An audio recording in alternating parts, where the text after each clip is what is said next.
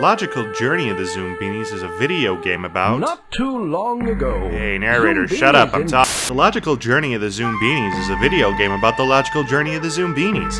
Who are the Zoombinis and why do they have to go on a logical journey? It's simple.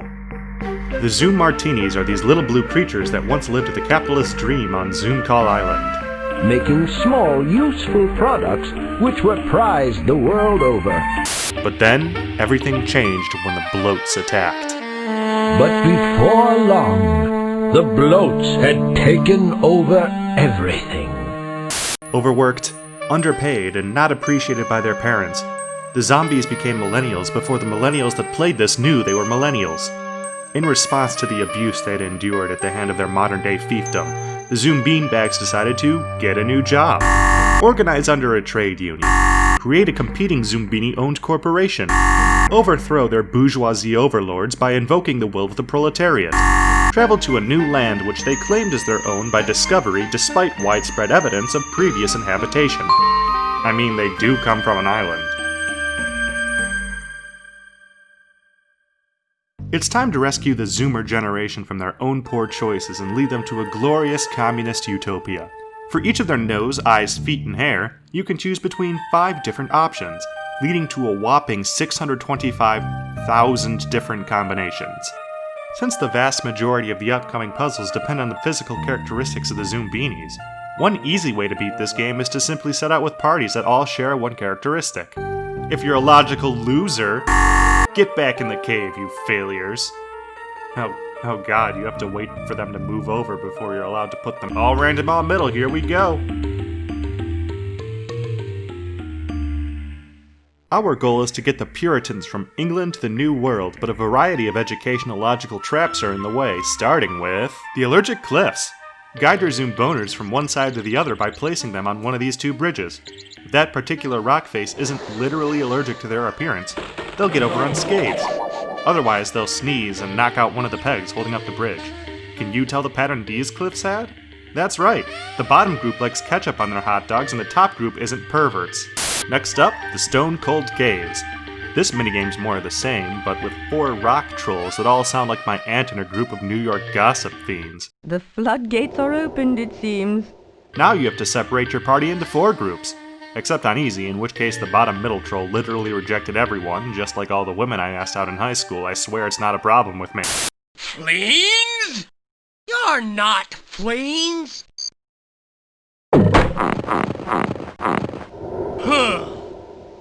Whatever you are, make me a pizza! Arno might just be the best goddamn thing about this game. The trolls at Pizza Pass want pizza, but they're too lazy to tell you what toppings they want you to put on it. They will, however, tell you if something isn't right. Something on that I don't like! The other trolls besides Arno suck. Shyler sounds like he's trying to keep his voice down so that his parents don't find out about his pizza sexuality. Oh, something's wrong. Whereas Willa...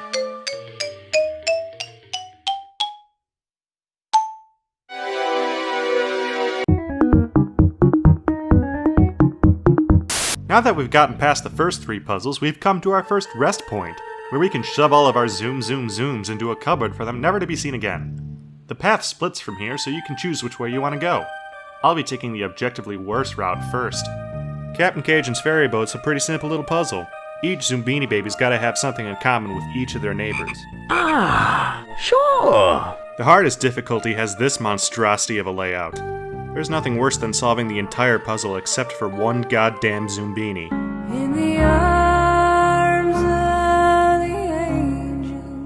Titanic Tattooed Toads is the worst puzzle in the whole goddamn game.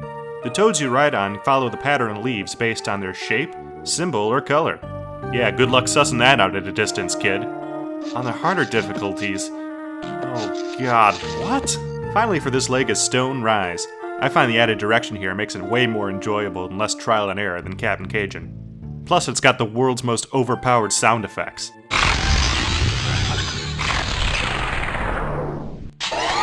Awesome. Well, the top route was kinda lame, but like a dom in a gay bar, I'm looking forward to that bottom. Oh, fuck fleens! Fleens? Each of your Boomzini's traits map up to a trait on the fleens. Your goal is to find the 3 blue balls that match up with the fleens on the tree branch. Get all three and Jesus Christ sends you a miracle.